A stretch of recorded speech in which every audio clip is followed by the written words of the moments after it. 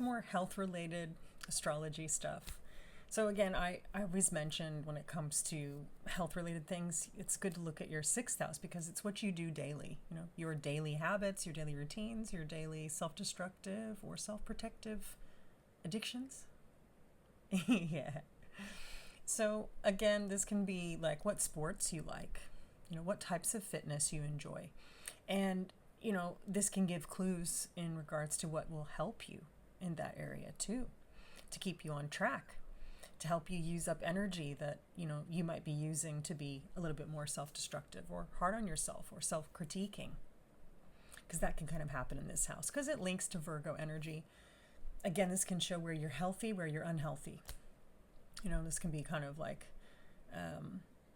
what's that word? We know when you're mitochondriac, is it?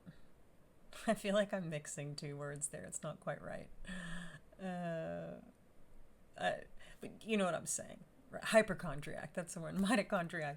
I think I was blending like cells and things. I mean, it's not a surprise. Maybe there's something to it.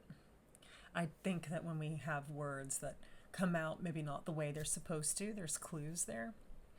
Again, mitochondria, this is obviously related to cells and tissues and, well, the reproduction of those things, the gut microbiome. So again, I guess it is still attached or connected to health because obviously a huge amount of what makes you healthy or unhealthy is your gut. Do you have healthy gut bacteria or unhealthy?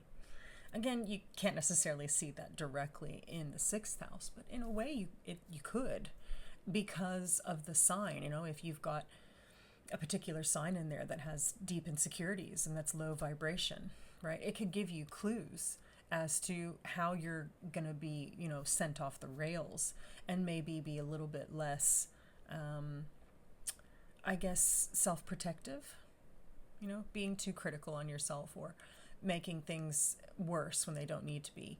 Even stressing can sit in the sixth house a lot because of that. You know, what sign do you have in there? What planets and asteroids do you have in there? Because that can really give you some strong indicators as to how you're going to view your health in general. Obviously, the way you're raised and these other things come into play too. I'm not saying that they don't, but I think the most important is what sign do you have in there? And is it the high vibration or low vibration? Right? So obviously, like I said, I do have a health reading, so if that's something that you're interested in, you want me to help you understand.